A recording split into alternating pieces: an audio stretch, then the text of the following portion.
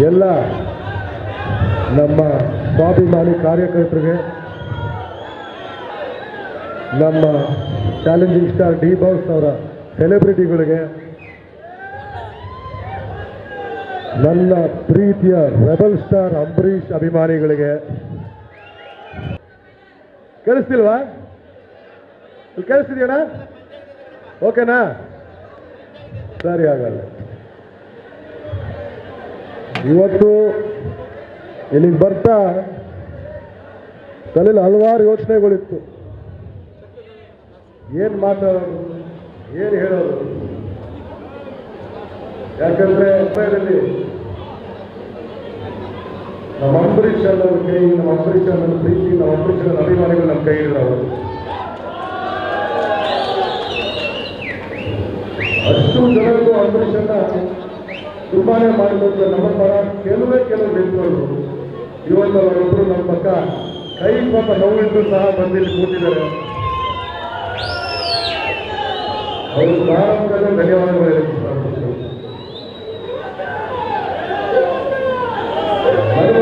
ಜೊತೆಗೆ ನನ್ನ ಬಗ್ಗೆ ಸ್ವಲ್ಪ ತಿಳ್ಕೊಳ್ತೀರಾ ಅಂತ ಅನ್ಕೋತೀನಿ. ಯಾಕಂದ್ರೆ ನಾನು ಇಲ್ಲಿವರೆಗೂ ಎಲ್ಲೂ ರಾಜಕೀಯ ಮಾತಾಡಿಲ್ಲ. ರಾಜಕಾರಣ ಅಂದ್ರೆ ಸ್ವಲ್ಪ ದೂರ ಆಗೋಗ್ತೀನಿ. ನಮ್ಮ ಮಾಧ್ಯಮಗಳು ಪುಸ್ತಕಗಳು ಬಂದಾಗ ರಾಜಕೀಯವಾಗಿರೋದು ಸ್ಟೇಟ್ಮೆಂಟ್ ಅವ್ರ ಬೈಕ್ ಎಲ್ಲ ನಾನು ಕೊಡಲ್ಲ ಅಂತ ಯಾವತ್ತೂ ಅವ್ರ ಬೈಕ್ ಇದ್ದ ತಕ್ಷಣ ಹೊರಡ್ತಿರುವಂತೂ ಯಾವತ್ತೂ ರಾಜಕಾರಣದ ಬಗ್ಗೆ ನಾನು ಜಾಸ್ತಿ ಪ್ರಸ್ತಾಪ ಮಾಡಿಲ್ಲ ಇರ್ಬೋದು. ಇವತ್ತು ಪರಿಸ್ಥಿತಿ ಏನಿದೆ, ಕಾಲ ಯಾಕೆ ಬದಲಾಗಿದೆ, ಎಂಥ ಒಂದು ಸಂದರ್ಭದಲ್ಲಿ ಚೆನ್ನಾಗಿ ಗೊತ್ತಿದೆ ಅಂತ ಭಾವಿಸ್ಬೋದು. ಗೊತ್ತಿರುವ ನಾನು ಅಂಬರೀಷ್ ಅವರ ಮಗನಾಗಿ ಸಿಂಪಲ್ ಆಗಿ ಒಂದು ಇಷ್ಟು ಹೇಳಕ್ಕೆ ಇಷ್ಟಪಡ್ತೀನಿ. ಏನೇ ಆಗಲಿ, ಚುನಾವಣೆಗಳು ಬರ್ತವೆ ಹೋಗ್ತವೆ, ಸರ್ಕಾರಗಳು ಬರ್ತವೆ ಹೋಗ್ತವೆ. ಒಂದೇನಂದ್ರೆ ಶಾಶ್ವತ ಉಳಿಯೋದು ಒಂದೇ, ನಮ್ಮ ನಿಮ್ಮ ನಡುವೆ ಒಂದು ಸಂಬಂಧ, ಪ್ರೀತಿ, ವಿಶ್ವಾಸ ಇದೆಯಲ್ಲ, ಅದು ಎಂದಿಗೂ ಯಾರೂ ಮುರಿಯೋಕ್ಕಾಗಲ್ಲ ಅಂತ ಹೇಳಕ್ಕೆ ಇಷ್ಟಪಡ್ತೀನಿ. ಏನೇ ಆಗಲಿ, ಎಲ್ಲೇ ಹೋದ್ರು, ಕರ್ನಾಟಕದಲ್ಲ ಇಂಡಿಯಾದಲ್ಲಿ ಎಲ್ಲೇ ಹೋದ್ರು, ನಾನು ಹೊರದೇಶದಲ್ಲಿ ಹೋದ್ರೂ ನಮ್ಮ ಗುರ್ತಿಡಿಯೋದು ಅಂಬರೀಷನ ಮಗ ಅಂತ ಗುರ್ತಿಡಿತಾರೆ. ನೋಡಿದ ತಕ್ಷಣ ನಮ್ಮ ಮಂಡ್ಯದ ಗಂಡು ಮಗ ಬಂದವ್ ಕಣಪ್ಪ ಅಂತ ಎಲ್ಲೇ ಹೋದ್ರು ಹೇಳ್ತಾರೆ. ಏನೇ ಆಗಲಿ, ಕಾಲ ಹೇಗೆ ತಿರುಗಲಿ, ಪರಿಸ್ಥಿತಿ ಹೆಂಗೆ ಹೋಗ್ಲಿ, ಅದನ್ನು ಯಾರ ಕೈಲೂ ಬದಲಾಯಿಸಕ್ಕಾಗಲ್ಲ ಅಂತ ಹೇಳಕ್ಕೆ ಇಷ್ಟಪಡ್ತೀನಿ.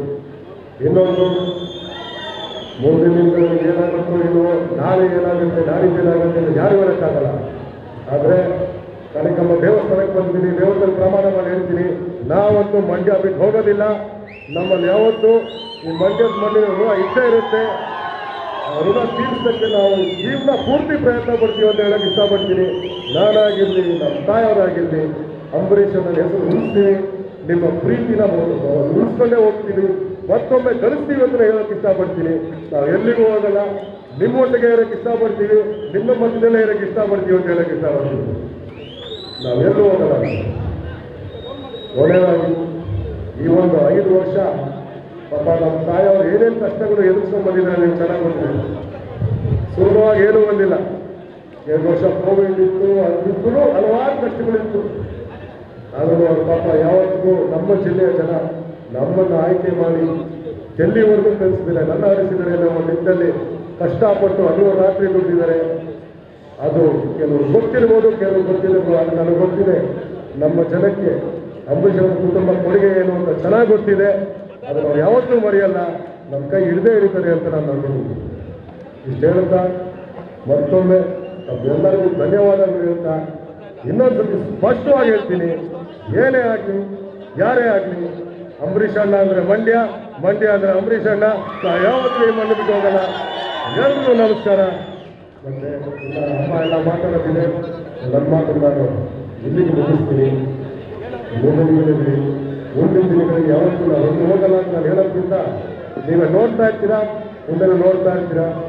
ಎಲ್ರಿಗೂ ಧನ್ಯವಾದ ಹೇಳ್ತಾ ನಮಸ್ಕಾರ ಹೇಳ್ತಾ ನನ್ನ ಮಾತು ಮುಗಿಸ್ತೀನಿ. Thank you.